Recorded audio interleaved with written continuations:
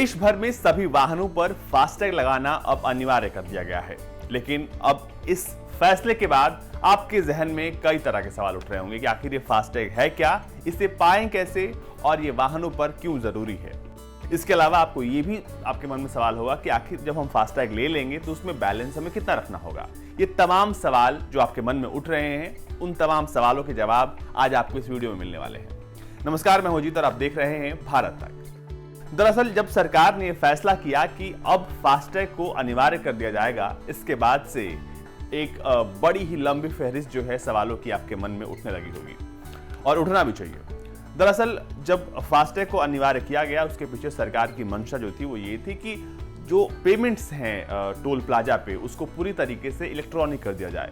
लेकिन इस फैसले के बाद जो परेशानियां या फिर जो चीजें आपको जाननी चाहिए वो आज आपको हम इस वीडियो में बता रहे हैं। अगर आप गाड़ी चलाते हैं और अगर आपने गाड़ी का अब तक फास्टैग नहीं लिया है तो आपको एक मैसेज आएगा।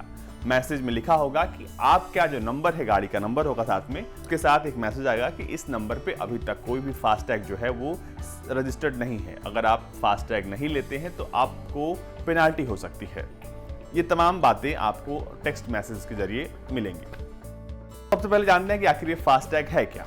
फास्टैग एक इलेक्ट्रॉनिक टोल तकनीक है जिसके जरिए रेडियो फ्रीक्वेंसी का इस्तेमाल करके आप जब भी टोल प्लाजा से गुजरेंगे तो आपका जो पैसा है वो अपने आप कट जाएगा और इसे वाहन की विंडस्क्रीन पर लगाया जाता है। इसके जरिए जैसे ही आपकी गाड़ी टोल प्लाजा के पास आएगी तो टोल प्लाजा पर लगा सेंसर आपके गाड़ी की विंडस्क्रीन पर लगे फास्टैग को ट्रैक कर लेगा। इसके बाद आपके फास्टैग अकाउंट से उस टोल प्लाजा पर लगने वाला टैक्स अपने आप कट जाएगा। इस तरह से बिना रुके आप टोल टैक्स का भुगतान कर पाएंगे और फास्टैग वाले प्रीपेड खाते में सक्रिय होते ही वो अपना काम शुरू कर देगा। जैसे ही आपके खाते की राशि खत्म हो जाएगी तो आपको फिर इसका दोबारा से रिचार्ज करना पड़ेगा। अब आप ये सोच रहे होंगे कि क्या आप नई गाड़ी अगर लेने का प्लान कर रहे हैं तो क्या आपको फास्टैग के लिए अप्लाई करना पड़ेगा? तो इसका जवाब है ना।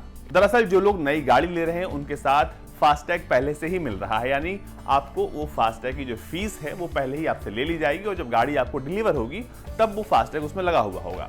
लेकिन अगर आपकी गाड़ी पुरानी है तो आपको अलग से फास्टैग लेना पड़ेगा। इसलिए वो तमाम लोग जो नई गाड़ी लेने का प्लान कर रहे हैं या फिर लेने वाले हैं वो चिंता ना करें। ये सिर्फ उन गाड़ियों के लिए है जिस पर फास्टैग नहीं है। तो वो तमाम 4 पहिया गाड़ियां जो कि अब पहले की हैं उनको फास्टैग लेना जरूरी है। अब कुछ लोग ये भी सोच रहे होंगे कि आखिर हमें फास्टैग की जरूरत क्या है, जब हमारे पास पैसा है तो हम पैसा देंगे और टोल की रसीद लेकर आगे बढ़ जाएंगे।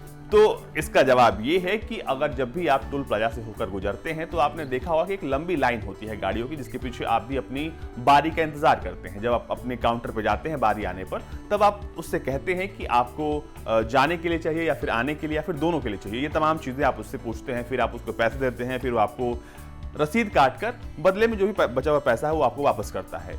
इस तमाम प्रक्रिया में आपको एक लंबा वक्त लगता है, आपका पेट्रोल भी उसमें खर्च होता है। तो इन सब चीजों से निजात पाने के लिए फास्टैग को जरूरी कर दिया गया है, यानी कि अब बस आप जाइए टोल प्लाजा पर और अपने आप आपका पैसा कट जाएगा और आपको बिना किसी रुकावट के आप आगे तक चले जा सकते हैं। तो इसका सबसे बड़ा फायदा यह है कि अब आपको जाम से निजात मिल जाएगा, आपका जो लगने वाला समय था टोल प्लाजा पर उसकी बचत होगी, साथ ही साथ जो पेट्रोल आप वहां पर खड़ा होकर खर्च करते थे उससे भी आप बच पाएंगे। वैसे तो फास्टैग में मिनिमम बैलेंस को लेकर कोई प्रावधान नहीं है, लेकिन जब भी आप नया फास्टैग लेंगे तो उसमें आपको 200 रुपए जो है वो बैलेंस के तौर पर मिलेंगे। जब भी आपकी राशि खत्म हो जाएगी तो आपको उसको रिचार्ज करना होगा, लेकिन आप इसको अश्योर करें कि जब भी आप टोल प्लाजा से होकर गुजरें तो उसमें बैलेंस हो, क्योंकि अगर बैलेंस ना होने पर वो जो फास्टैग है वहां से आपकी जो टोल प्लाजा की रसीद है या फिर फीस है वो नहीं डिडक्ट हो पाएगी। इसकी वजह से आपको देरी हो सकती है, इसलिए उसमें आपको बैलेंस रखना जरूरी होगा।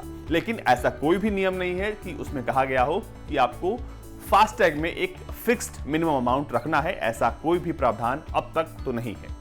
अब इस पूरी खबर का सबसे जो इंपॉर्टेंट हिस्सा वो ये है कि आखिर आप इस फास्टैग को खरीदेंगे कहां से, कैसे अप्लाई करेंगे, कैसे खरीदेंगे, कौन देगा आपको। तो इसका जवाब ये है कि आप किसी भी पॉइंट ऑफ सेल बैंक के जाकर वहां से आप फास्टैग ले सकते हैं। आप इसे ऑनलाइन या ऑफलाइन दोनों तरीकों से प्राप्त कर सकते हैं। इसके लिए अगर आप बैंक से लेना चाहते हैं तो आप syndicate bank, axis bank, IDFC bank, HDFC bank, भारतीय स्टेट बैंक, ICICI बैंक और एक्टिवास बैंक से आप ले सकते हैं। इसके अलावा आप पेटीएम से भी फास्टैग खरीद सकते हैं। अब इसको खरीदने की आप प्रक्रिया सबसे पहले जान लीजिए।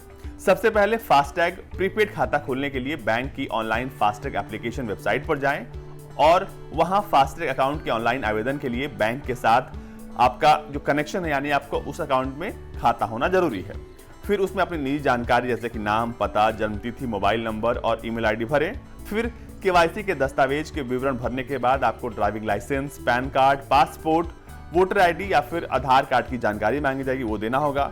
फिर आप अपने जो गाड़ी है उसका रजिस्ट्रेशन नंबर यानी कि आरसी सर्टिफिकेट वहां पर डालेंगे, उस जो भी इंफॉर्मेशन मांगा जाएगा वो देंगे। इसके बाद आप सभी इंपॉर्टेंट डॉक्यूमेंट्स की जो स्कैन कॉपी है वो वहां पर अपलोड करेंगे। इसमें गाड़ी चलाने वाले की एक पासपोर्ट साइज फोटो और आरसी जो है वो शामिल होगी। आवेदन जमा करने के बाद आपका एक फास्टैग अकाउंट आराम से बन जाएगा, जिसके बाद आप इस अकाउंट को रिचार्ज कर सकते हैं और यहां से आप धड़ल्ले से किसी भी टोल प्लाजे से होकर गुजर सकते हैं, बिना अपना समय गवाए, बिना अपना पेट्रोल गवाए और बिना लंबी कतारों में खड़ा हुए।